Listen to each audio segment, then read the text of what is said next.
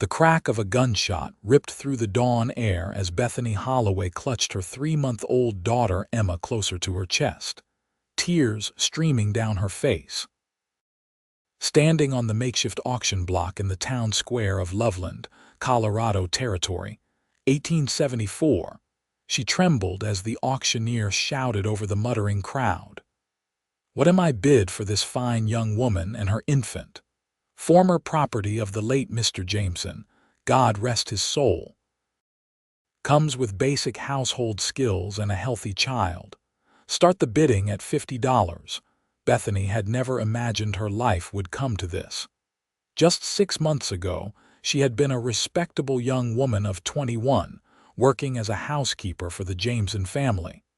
When Mrs. Jameson died in childbirth along with her baby, the grieving Mr. Jameson had turned to drink and gambling. 3 weeks ago, he'd been shot dead over a card game, leaving nothing but debts. His creditors had wasted no time claiming everything, including Bethany's employment contract and the room she'd called home for the past 3 years. Her baby whimpered, sensing her fear. The child was Bethany's only reminder of the young stable hand who'd promised to marry her before being killed in a stampede last year. Now, they both faced an uncertain future as the sun crept over the horizon, painting the sky in colors too beautiful for such a terrible moment. $50. "Do I hear 60? The auctioneer called. The crowd of mostly men shifted uncomfortably. Some looked at her with pity, others with something far more sinister in their eyes. 60, called a gruff voice. Bethany recognized the owner of the town saloon, a man known for his cruel treatment of the women who worked for him. 70, shouted another. Her heart sank further with each bid. The baby began to cry in earnest now, her little face red with distress. $100. The deep, resonant voice cut through the babble of the crowd. A hush fell as people turned to see who had spoken. Bethany looked up through her tears to see a tall figure at the back of the gathered townsfolk. He stepped forward, and the crowd parted for him. Thomas Ryder was well known in these parts, a successful rancher with land north of town. He was perhaps 30 years old, broad-shouldered and sun-weathered, with dark hair and piercing blue eyes that now rested on Bethany with an expression she couldn't read. $100, he repeated. For the woman and her child. The auctioneer looked around, but no one dared to bid against Ryder. His reputation as a fair but formidable man preceded him. Going once, going twice, sold to Mr. Ryder for $100. As Bethany was led down from the platform, her legs could barely support her. Thomas Ryder approached, his face impassive as he handed over the money to the creditor's representative. Then he turned to her. "Madam," he said, tipping his hat slightly, "my wagon's over there." "What do you expect from me, Mr. Ryder?" she asked, voice barely above a whisper. Something flickered in his eyes, perhaps surprise, perhaps anger. "I expect you to get in the wagon so I can take you to my ranch before your baby catches cold in this morning air." His voice softened slightly. "You will stay with me and you'll be safe. That's all you need to know for now." He led her to a well-maintained wagon hitched to 2 strong horses. Without another word, he helped her up onto the seat, careful not to disturb the now quieter baby.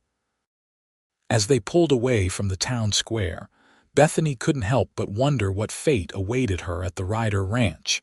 The wagon rattled along the dusty road heading north out of Loveland. Neither Bethany nor Thomas spoke for the first mile. She kept her eyes fixed on Emma, who had finally fallen asleep against her chest, exhausted from crying. "How old is she?" Thomas asked suddenly, breaking the silence.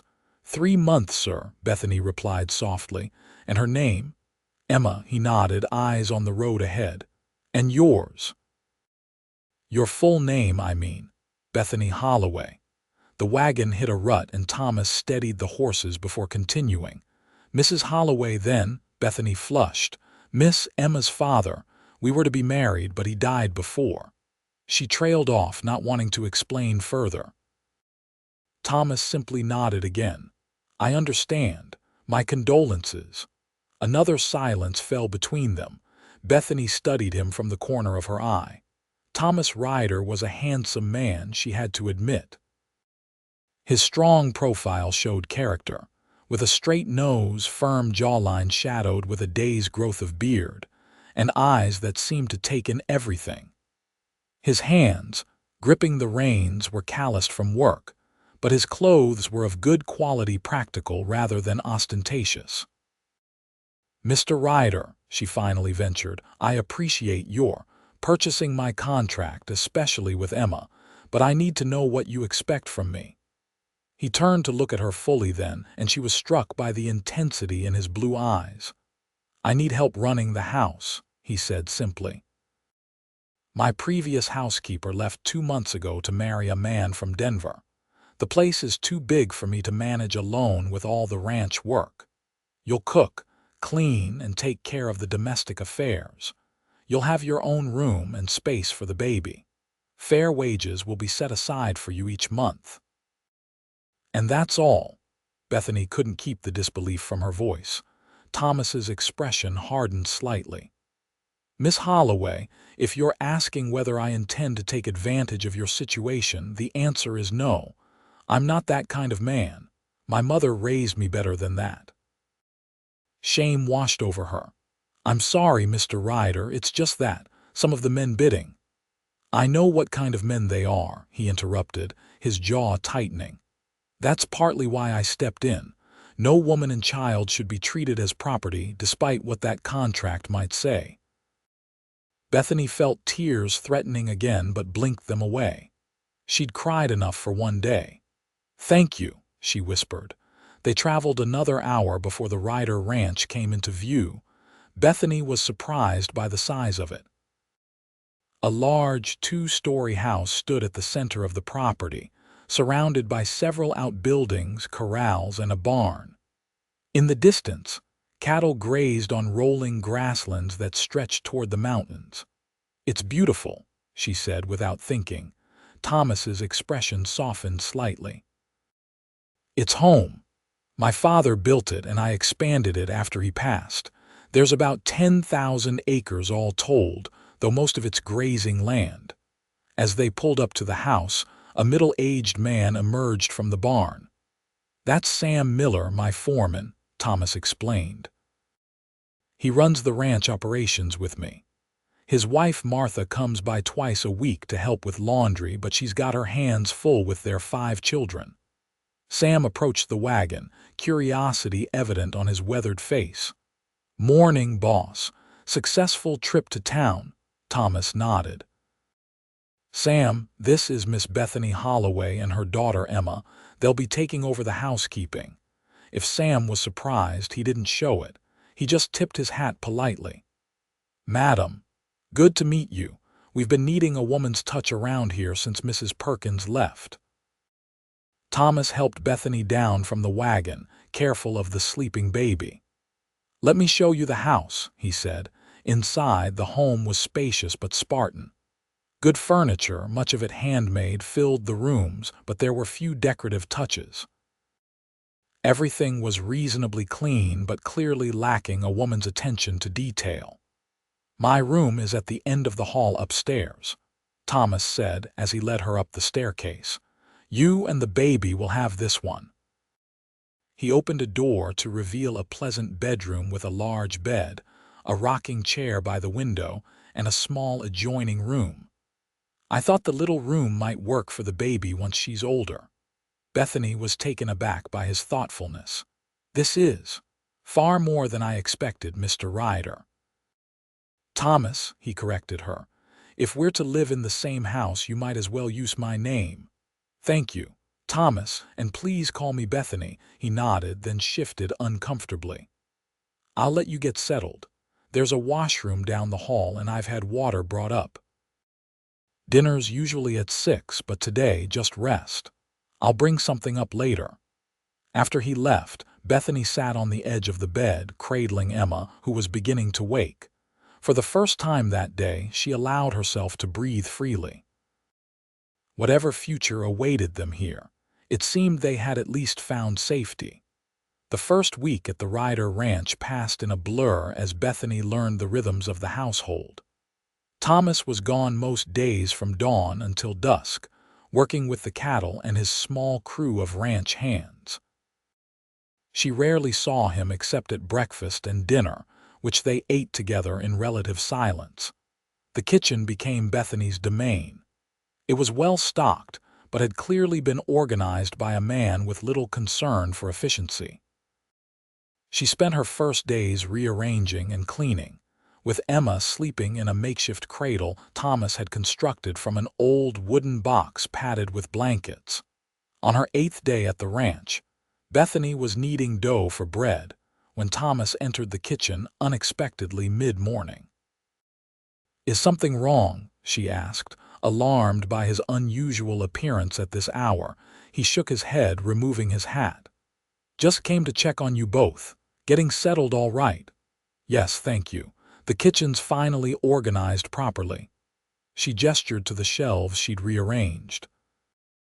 Thomas looked around, nodding with approval. "Looks good. Much better than my system." "If you can call random placement a system," Bethany said before she could stop herself. To her surprise, Thomas laughed a deep, genuine sound that transformed his serious face. "Fair point." He walked to where Emma lay awake in her cradle, staring up with wide eyes. "She's alert," he observed. "She's a good baby," Bethany said, watching as Thomas awkwardly extended a finger which Emma promptly grabbed with her tiny hand. Something shifted in Thomas's expression, a softening around his eyes. "I've never been around babies much," he admitted. "You're doing fine. Just talking to her helps her learn." Thomas looked almost embarrassed. "What do you say to a baby? Anything. Everything. Stories, songs, what you're doing during the day." He nodded seriously, as if filing away this information. "I should get back to work. We're moving cattle to the north pasture today." He hesitated, then added, "I thought you might like to know that I've spoken with the preacher in town. He says your contract with Jameson was improperly drafted and, given the circumstances, likely wouldn't hold up legally anyway. You're not bound to service here." Bethany's hands stilled in the dough. "Are you asking me to leave?" "No," he said quickly. "Just letting you know that you're free to stay or go as you choose. If you stay, I'll pay you fair wages as promised." She studied his face, trying to read his intentions. "We have nowhere else to go," she said honestly. "Then stay," he replied simply. "There's plenty of room and the work needs doing." He put his hat back on and turned to leave, but paused at the door. "Martha Miller will be by tomorrow for the laundry. She's looking forward to meeting you properly." After he left, Bethany stood staring at the door for a long moment. What kind of man purchases a woman's contract only to tell her she's free? Thomas Ryder was becoming more of a puzzle with each passing day. Martha Miller arrived the next morning, a robust woman in her 40s with a practical demeanor and kind eyes. She cooed over Emma and immediately took to Bethany. "Lord above, it's good to have another woman here," Martha said as they sorted laundry together. "This place has needed a proper feminine touch since Thomas's mother passed 5 years back." "He hasn't married?" Bethany asked, trying to sound merely conversational. Martha shook her head. "Had a sweetheart once, about 3 years ago, daughter of a banker from Denver who spent summers with relatives here. Pretty girl, but city through and through. When it came time to commit, she couldn't face life on a ranch and chose a lawyer back east." Martha sighed. "Nearly broke him, I think. He's kept to himself since then. Polite to the local girls, dances at socials, but never lets anyone close." Bethany absorbed this information as they worked. It explained something of Thomas's reserve, perhaps. "He's a good man," Martha continued. "One of the best. fair to his workers, honest in his dealings. The ranch has prospered under him. His father was well respected, but Thomas has doubled what he inherited. He seems kind, Bethany ventured. Martha paused in her folding. Kind isn't a word many would use for him. Fair, honest, hardworking, yes. Kind suggests a softness he doesn't often show. But, she added with a meaningful look, a man doesn't buy a woman and baby at auction just to give them a job and freedom unless there's kindness in him somewhere. As the weeks passed, Bethany settled into life at the ranch. Emma grew stronger daily, beginning to roll over and laugh at the simplest things. Thomas remained reserved, but gradually became more comfortable around them. He'd taken to stopping by the kitchen in the evenings after dinner, ostensibly for coffee but seemingly content to sit at the table while Bethany worked and Emma played on a blanket nearby. One such evening in late May, a thunderstorm raged outside. Thomas entered the kitchen, his clothes damp from a dash from the barn.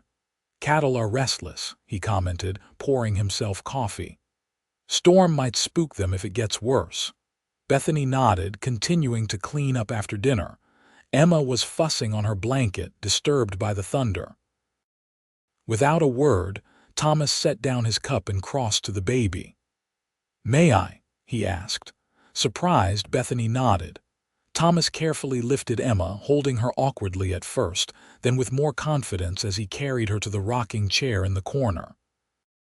"My father used to say storms are just the mountains talking to the plains," he told the baby quietly. "Nothing to fear in a conversation, even if it's loud." Bethany watched, astonished, as Emma quieted in his arms, staring up at him with fascination. Thomas began to rock slowly, continuing to speak to the baby in low tones. "You're good with her," Bethany said, leaning against the counter. Thomas glanced up, seeming almost embarrassed. "She's easy to talk to, doesn't judge a man for saying foolish things." "Children have that gift," she agreed. After a moment of hesitation, she added, "Martha mentioned you never had children of your own." His expression remained neutral, but something flickered behind his eyes. "Never married, so no children." "You would have made a good father," she said softly. Thomas looked down at Emma, who was now contentedly playing with a button on his shirt. "Maybe," he said quietly. "Never seemed to be in the cards for me." Lightning flashed, followed by a tremendous crash of thunder that rattled the windows. Emma startled but didn't cry, soothed by Thomas's steady presence. "Were you frightened?" he asked suddenly. At the auction, Bethany stiffened at the unexpected question. "Terrified," she admitted after a moment. "I didn't know what would happen to us." Thomas nodded slowly, still rocking. "I went to town that morning for supplies. Wasn't planning to attend any auction, but when I heard what was happening, who was being sold..." His jaw tightened. "No decent man could stand by and let that happen." "Is that the only reason you bought us? Decency?" The question slipped out before she could reconsider it. Thomas met her gaze directly. "At first, yes, but I'm glad every day that you're both here." The simple honesty in his voice made her heart beat faster. Before she could respond, the back door burst open and Sam Miller rushed in, dripping wet. "Boss, lightning struck near the North Corral. Cattle are scattering." Thomas was on his feet in an instant, carefully handing Emma back to Bethany. "I have to go," he said, already reaching for his coat and hat. "Don't wait up, could be a long night." As he rushed out into the storm with Sam, Bethany stood in the doorway, watching until the rain obscured their figures. She felt a strange tightness in her chest that had nothing to do with worry about the cattle, and everything to do with the way Thomas had looked at her before he left. Thomas didn't return until well after midnight.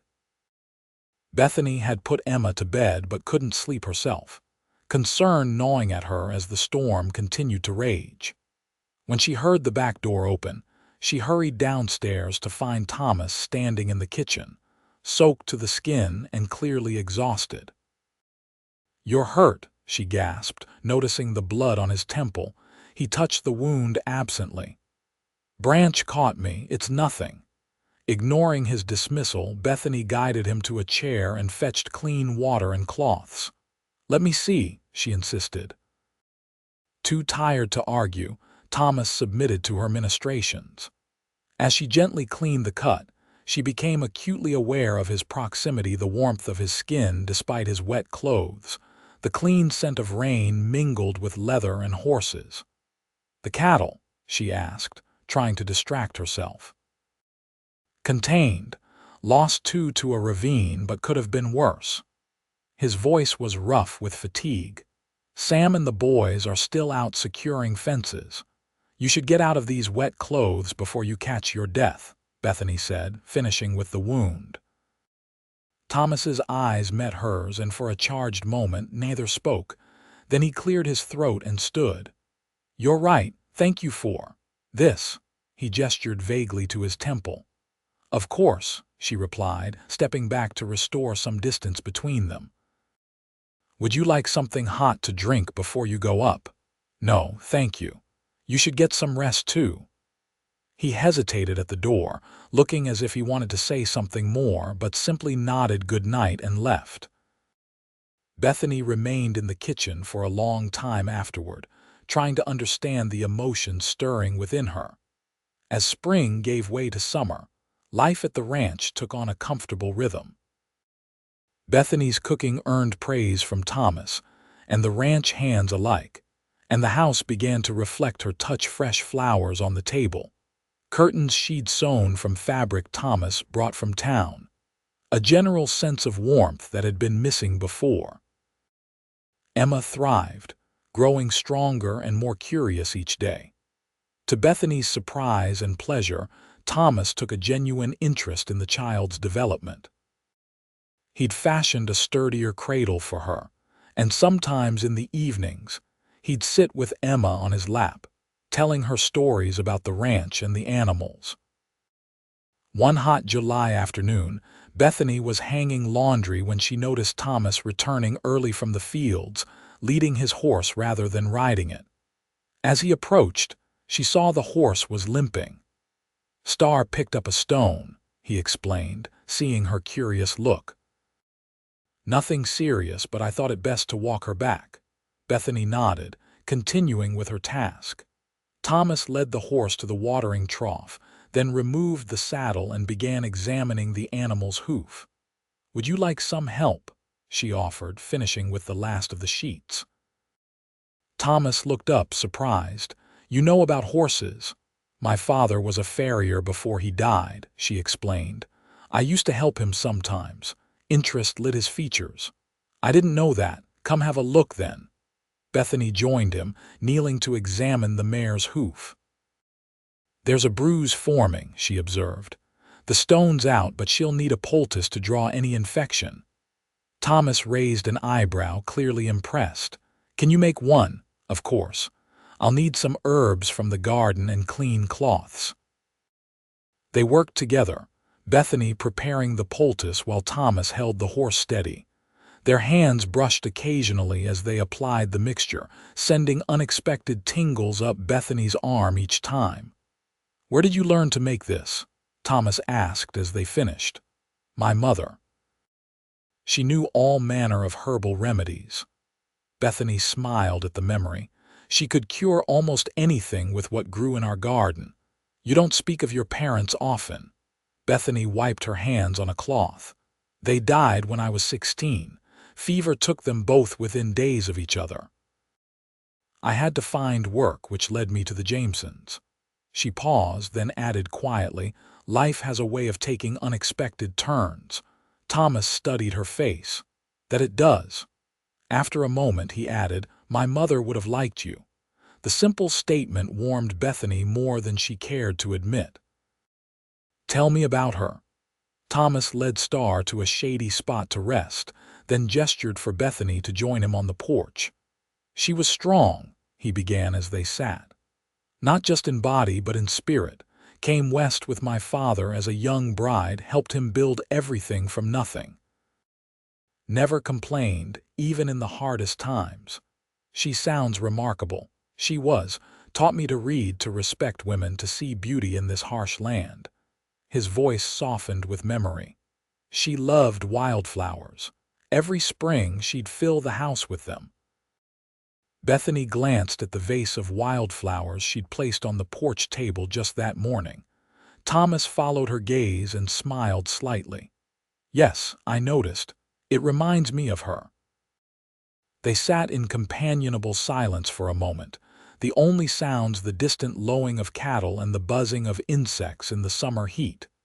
And your father, Bethany prompted eventually. Tougher, more practical, but fair. He built this ranch with sheer determination.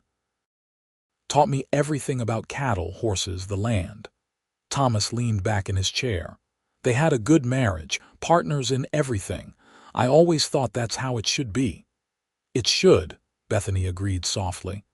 Emma's father, James, we talked about having that kind of partnership.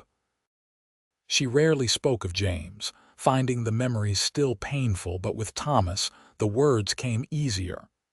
He wasn't just going to marry me because of the baby. We had plans before that, dreams of our own place someday. Thomas was quiet for a moment. How did he die? Stampede. A thunderstorm like the one we had in May. He was trying to help another ranch hand who'd fallen. Bethany twisted her hands in her lap. They found his body 2 miles from the ranch. By then, I already knew I was carrying Emma. I'm sorry, Thomas said simply. He sounds like he was a brave man. He was. Bethany brushed away a tear. Emma has his eyes. Thomas nodded thoughtfully. She's lucky to have you, and you're both welcome here for as long as you want to stay. The sincerity in his voice made Bethany look at him directly. Why are you so kind to us, Thomas? The truth. He seemed taken aback by her directness. I told you before, you told me about decency and needing household help. But there's more, isn't there? Thomas was silent for a long moment, his gaze drifting toward the distant mountains. When I saw you on that auction block, he finally said, holding your baby, looking so terrified yet somehow still dignified, something in me couldn't bear it. The thought of you ending up with someone like Harlan from the saloon or old man Peters who's buried 3 wives already. He shook his head. It wasn't just decency, it was something I can't entirely explain. Bethany's heart raced at his admission. And now, she asked softly, why do you want us to stay now? His blue eyes met hers, more open than she'd ever seen them. Because this house hasn't felt like a home in years. Until you came. The simple truth of his words hung in the air between them. Before either could speak further, Emma's cries sounded from inside the house, breaking the moment. She's awake from her nap, Bethany said, rising quickly. I should go to her. Thomas nodded, also standing, and I should check on the other horses. But as Bethany turned to go inside, Thomas gently caught her hand. Bethany, he said quietly. I meant what I said. I want you both to stay. She looked down at their joined hands, then back to his face. I'm beginning to think we might want that too, she whispered before slipping inside to tend to her daughter. That evening, something had shifted between them. The usual comfortable silence at dinner was replaced by conversation, Thomas asking about Bethany's day, Bethany inquiring about his work with the cattle. Afterward, instead of retreating to his study as he often did, Thomas lingered in the parlor while Bethany sat with her mending. Would you read something? She asked impulsively, nodding toward the bookshelf. It's been ages since I heard someone read aloud. Thomas seemed surprised but pleased by the request. Any preferences? You choose. He selected a volume of poetry and began to read in his deep, steady voice. Bethany's hand stilled on her sewing as she listened to verses about nature, love, and the passing of seasons. Emma, playing on a blanket nearby, seemed equally captivated by the rhythm of his voice. When he finished a particularly moving poem, Thomas looked up to find Bethany watching him with an expression that made his breath catch. "That was beautiful," she said softly. "The words or the reading?" he asked with a slight smile. "Both," she answered honestly. "I didn't know you enjoyed poetry." My mother's influence again. She believed there was more to life than just cattle and crops. He closed the book carefully, though I haven't read these in years. "Why tonight, then?" Thomas considered the question. "Maybe I wanted to impress you," he admitted with unexpected candor. A blush crept up Bethany's cheeks. "You don't need poetry for that," she replied before she could stop herself. The air between them seemed to thicken with unspoken feelings. Emma chose that moment to let out a loud, happy squeal, breaking the tension and making both adults laugh. "She approves of poetry too, it seems," Thomas said, smiling at the baby. "She approves of you," Bethany corrected gently. "As do I." Their eyes met across the room, and in that moment, Bethany knew with certainty that her feelings for Thomas Ryder had grown far beyond gratitude or friendship. The realization was both thrilling and terrifying. The following Sunday, Thomas surprised Bethany by suggesting they all attend church in Loveland. "Are you sure?" she asked hesitantly. "People will talk." Thomas shrugged. "Let them. It's not right for you and Emma to be isolated out here. Besides," he added with a hint of challenge in his voice, "I'd like to introduce you properly to the community." Bethany felt a flutter of anxiety. "As what? Your housekeeper, as Bethany and Emma," he said simply. "The rest is no one's business but ours." She agreed, though not without misgivings. This would be her first return to town since the auction, and the prospect of facing those who had witnessed her humiliation made her stomach knot with apprehension. Thomas seemed to sense her unease. On Sunday morning, as he helped her into the wagon, Emma securely bundled in her arms, he paused. "We don't have to go if you're uncomfortable," he said quietly. Bethany straightened her shoulders. "No, I want to. It's time." He nodded, respect evident in his eyes. "You're a brave woman, Bethany Holloway." The small church was nearly full when they arrived. Heads turned as Thomas escorted Bethany and Emma down the aisle to a pew near the front. Whispers followed them, but Thomas maintained his dignified bearing, seeming oblivious to the stares and murmurs. Throughout the service, Bethany was acutely aware of both the curious glances directed their way and the solid, reassuring presence of Thomas beside her. When Emma began to fuss, he surprised her by calmly taking the baby, settling her against his shoulder where she promptly quieted. The gesture was not lost on the congregation. By the time they filed out after the final hymn, the whispers had taken on a different tone.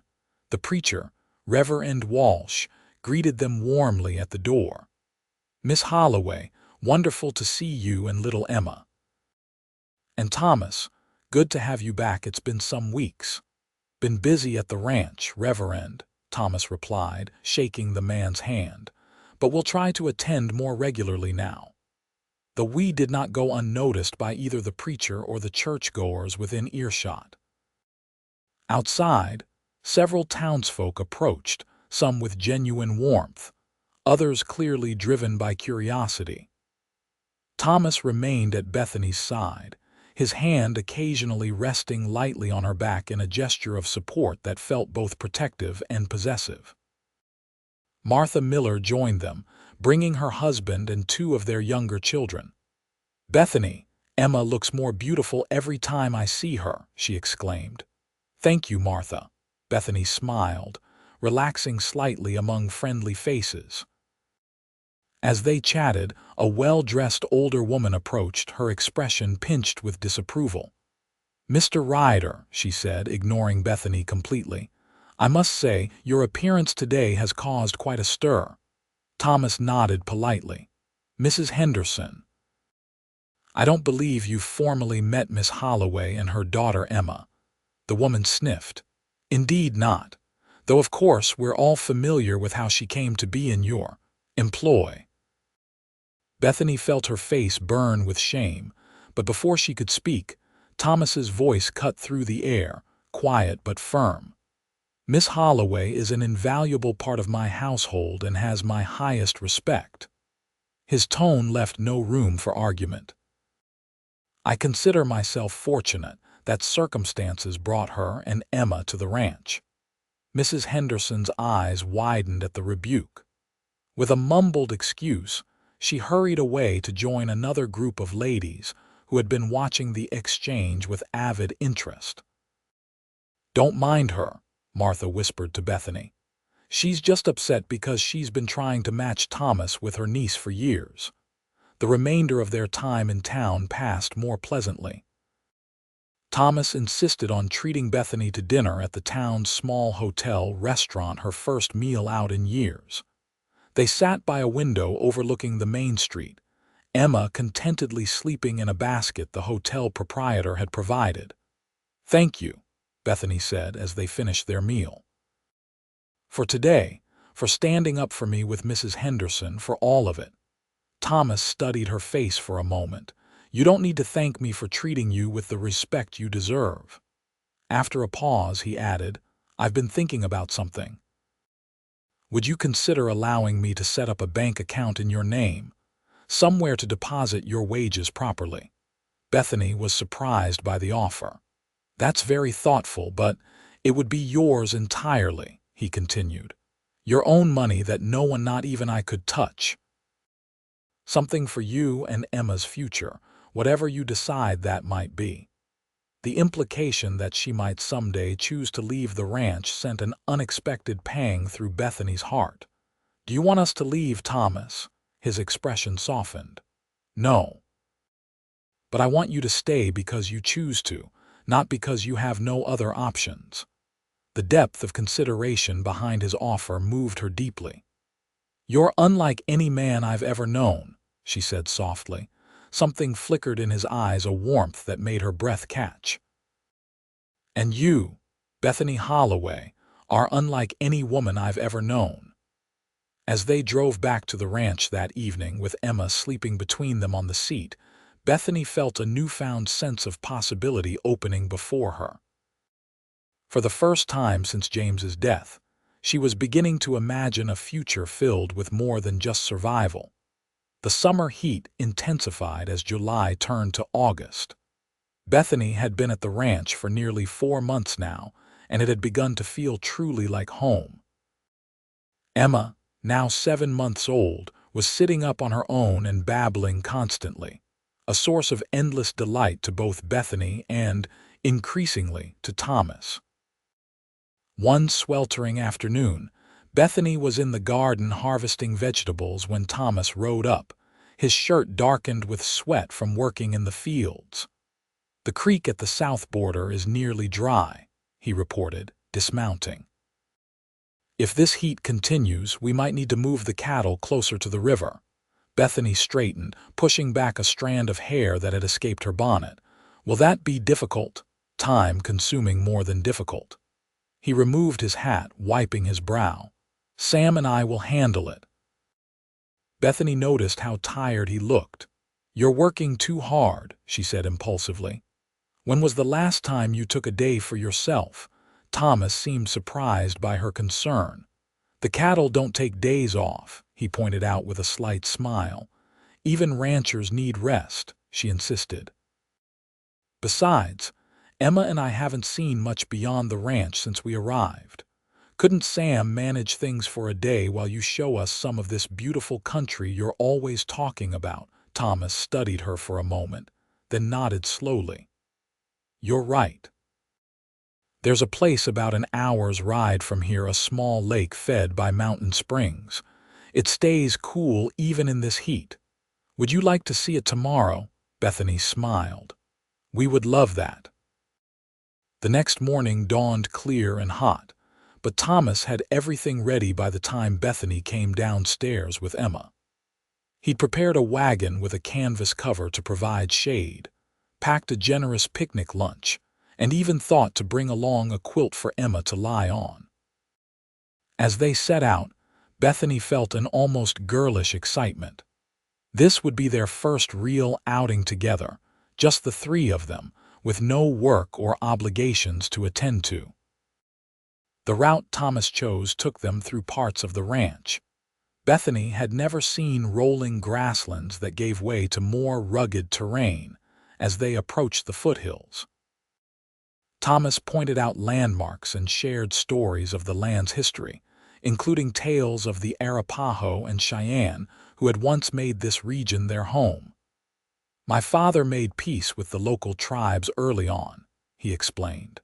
"Treated them fairly when many settlers didn't.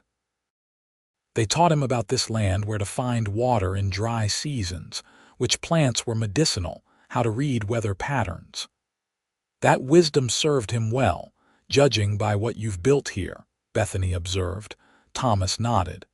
"He believed in respecting those who came before us. Said a man who thinks he knows everything about a piece of land is a fool, especially when others have lived on it for generations." The respect in his voice for both his father and the native peoples impressed Bethany. So many settlers she'd known spoke only of conquest and entitlement. They reached the lake shortly before noon, a pristine pool of clear blue water nestled in a small valley, surrounded by cottonwoods that provided welcome shade. Thomas helped Bethany down from the wagon, his hands lingering slightly at her waist before he stepped back. "It's beautiful," she breathed, taking in the peaceful scene. "My favorite place on the ranch," Thomas admitted. "I come here to think sometimes." They spread the quilt in a shady spot near the water's edge. Emma was delighted by the new surroundings, cooing and reaching for the dappled light filtering through the leaves above. After their lunch, Thomas surprised Bethany by producing a small wooden boat he'd carved for Emma. They took turns sailing it in the shallows while Emma watched with wide-eyed fascination. "Did you make this?" Bethany asked, admiring the craftsmanship. Thomas nodded, a hint of shyness in his expression. "Last night. My father taught me wood carving. Said it was good for a man to create things with his hands, not just work with them." "It's lovely," she said softly. "Emma will treasure it." As the afternoon progressed, Emma fell asleep on the quilt, exhausted from the excitement. Thomas and Bethany sat side by side at the water's edge, their shoulders almost touching. "I never thanked you properly," Bethany said after a comfortable silence. "For what? For saving us. For giving us a home. For treating Emma like she matters to you." She turned to look at him directly. "For seeing me as a person, not a possession." Thomas's expression grew serious. "You don't need to thank me for that. Any decent man would have done the same." She shook her head. "No, Thomas, what you did wasn't common decency. It was extraordinary kindness." After a pause, she added quietly, "And what you've continued to do, the way you've welcomed us into your life that goes beyond kindness." Thomas was silent for a long moment, looking out over the water. When he finally spoke, his voice was low and earnest. "When I first saw you at that auction, holding Emma, I felt something I can't quite explain. Anger at the situation, yes, but also a certainty that I needed to help you, that you both belonged somewhere better." He glanced at the sleeping baby. "I never expected to care for her, for you. But I do, Bethany, more than I probably should." Bethany's heart quickened at his words. "Why should or shouldn't you care?" He met her eyes. "Because you came to my home through circumstances no woman would choose. Because you might feel obligated or grateful, but not more than that." "And if I did feel more?" she whispered. The question hung between them, charged with possibility. Thomas's gaze dropped briefly to her lips, then back to her eyes. Slowly, giving her every chance to pull away, he leaned closer. Their first kiss was gentle, tentative, a question more than a demand. When Bethany responded, her hand rising to rest lightly on his shoulder, the kiss deepened, becoming something neither had expected but both had wanted for longer than they cared to admit. When they finally separated, Thomas rested his forehead against hers. "I've been wanting to do that for weeks," he confessed. Bethany smiled, her heart feeling lighter than it had in years. "So have I." Emma chose that moment to wake, announcing her presence with happy babbling. Thomas laughed, moving to pick her up. "Perfect timing, little one," he said, settling her on his lap. To Bethany's delight, he seemed completely at ease with the baby now. As they packed up to return to the ranch, the air between them was charged with new awareness. Nothing had been explicitly stated or promised, but both felt the shift in their relationship, the opening of a door to possibilities neither had dared to consider before today. On the ride home, with Emma dozing against Bethany's shoulder, Thomas reached across to take Bethany's free hand in his. The simple gesture felt significant, a silent acknowledgement of something precious beginning to grow between them. The weeks that followed their day at the lake brought a gradual but unmistakable change to life at the Ryder Ranch. Thomas began finding reasons to be at the house more often, taking his meals with Bethany and Emma without fail, even when ranch work demanded long hours. In the evenings, they would sit together in the parlor, sometimes reading, sometimes simply talking about their days while Emma played nearby. Their moments of physical affection remained modest, a lingering touch when passing a dish at dinner, a brief kiss when they thought no one was watching, his hand at the small of her back as they walked. Thomas was careful not to rush, mindful of Bethany's vulnerable position and his own responsibilities. Sam and Martha Miller observed the developing relationship with quiet approval. One afternoon in late August, as Martha helped Bethany with the washing, she commented casually, "Thomas seems happier these days." Bethany focused intently on the sheet she was hanging. "Does he?" Martha chuckled. "No need to be coy with me, dear. I've known that man since he was a boy. I haven't seen him smile this much since before his mother passed. We're taking things slowly," Bethany admitted. "As you should, but I'll tell you this, he looks at you the way Sam still looks at me after 20 years of marriage." Martha squeezed Bethany's hand. "That's not something to take lightly." Later that evening, after Emma was asleep, Bethany and Thomas sat on the porch watching heat lightning flicker on the distant horizon. The air was warm and heavy with the scent of summer grass. "I spoke with Reverend Walsh yesterday," Thomas said suddenly, "about getting Emma baptized." Bethany turned to him in surprise. "You did?" He nodded, looking slightly uncertain. "I thought it might be important to you. If I overstepped—" "No," she interrupted gently. "It's something I've wanted but wasn't sure how to arrange. Thank you for thinking of it." Thomas relaxed. He suggested next month before harvest gets too demanding. "That would be perfect." Bethany hesitated, then asked, "Did he ask about us?" "He did." Thomas's mouth curved in a slight smile. "Seems there's been talk in town since we attended church together." "What kind of talk?" "The usual. Some wondering if I intend to make an honest woman of you, others suggesting less honorable arrangements." His expression grew more serious. "Does it bother you, the gossip?" Bethany considered the question. "Less than I would have expected," she admitted. "Though I worry about Emma someday hearing unkind things about her mother." Thomas took her hand, his thumb tracing circles on her palm. "I've been thinking about that too," he said quietly. Something in his tone made Bethany's pulse quicken. "Oh, about Emma, about you, about what I want for all of us." He seemed to be choosing his words with unusual care. "I know it hasn't been very long, and I don't want to rush you, but I can't help feeling that what we have here feels right in a way nothing else ever has." Bethany could hardly breathe as she waited for him to continue. "I'm not asking anything of you tonight," Thomas went on, his blue eyes earnest in the fading light. "But I want you to know that I'm falling in love with you, Bethany, with both of you.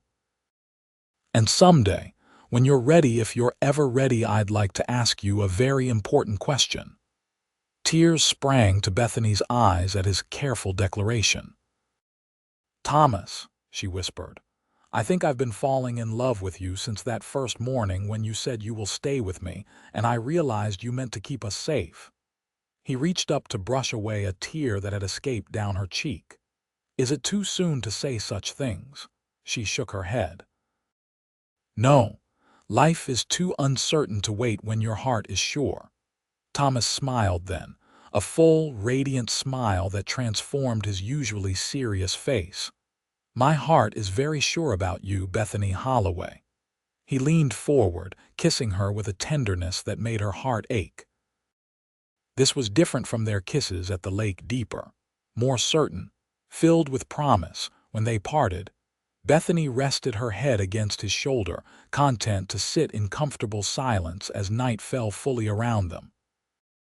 For the first time since James's death, she felt not just safe but truly hopeful about the future. Emma's baptism in mid-September became something of a community event. Thomas had invited not only the Millers but several other ranch families, and even a few townspeople who had been kind to Bethany. The small church was filled with well-wishers as Reverend Walsh performed the ceremony. Thomas stood beside Bethany throughout, his hand supportive at her back. When the Reverend asked who would help guide this child in her spiritual journey, Thomas stepped forward without hesitation, surprising Bethany with his willingness to publicly acknowledge his connection to them both. After the service, they hosted a small celebration at the ranch, the first time Bethany had entertained guests in what she now thought of as her home. She had spent days preparing, baking pies and a special cake, polishing silver that hadn't been used in years, arranging fresh flowers from the garden in vases throughout the house. As she watched Thomas move among their guests, Emma contentedly perched on his hip as though she belonged there. A sense of rightness settled over Bethany. This was what a family felt like, not just blood relations, but a home filled with love and purpose. Later, as the last guests were departing, Martha Miller hugged Bethany tightly. "You've made this house a home again," she whispered, "and you've given that man something to live for beyond work and duty." The autumn brought cooler weather and the busy harvest season. Thomas worked from dawn until well after dusk most days, but he always made time for Bethany and Emma, even if just for a few minutes between tasks. One crisp October evening, he came in from the barn looking unusually nervous. "Would you walk with me?" he asked after dinner. "Just to the hill behind the house. The sunset should be beautiful tonight." Bethany agreed, wrapping Emma warmly and bringing her along. The three of them climbed the gentle slope behind the house, where a single oak tree stood sentinel over the ranch below. The western sky was ablaze with color, crimson and gold and deep purple merging as the sun sank toward the distant mountains. "My parents are buried there," Thomas said, nodding toward two simple markers beneath the tree. "I come here sometimes to think, to remember them." Bethany took his hand, sensing the importance of this moment. "They would be proud of what you've built here." Thomas nodded, his expression solemn but peaceful. "I think they would." After a moment's hesitation, he turned to face her fully. "There's something I need to ask you, Bethany." Her heart began to race as he took Emma gently from her arms, kissing the baby's forehead before setting her carefully on a blanket he'd brought along. Then he turned back to Bethany, taking both her hands in his. "I know it hasn't been very long," he began, his voice steady despite the nervousness in his eyes. "But I've never been more certain of anything in my life. You and Emma have brought light and purpose into my world. This ranch, everything I have, it means nothing without you both to share it with." Bethany felt tears welling as Thomas released one of her hands to reach into his pocket, producing a simple gold ring with a small but perfect diamond.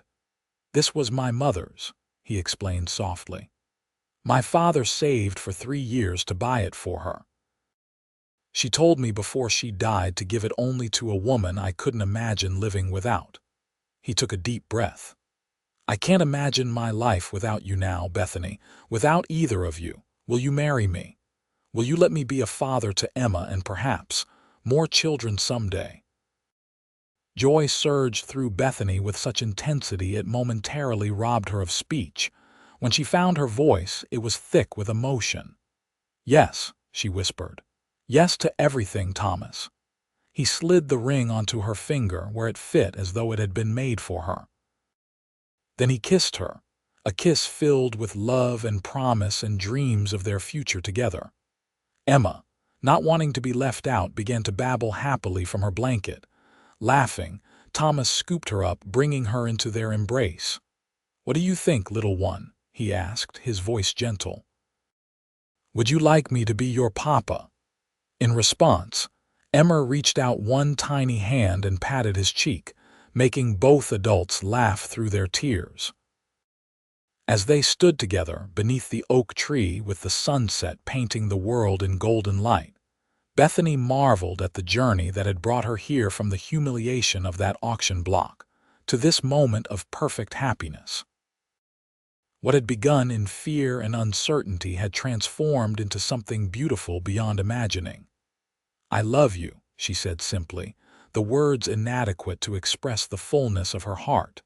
Thomas's eyes shone with answering emotion. "And I love you both, more than I ever thought possible."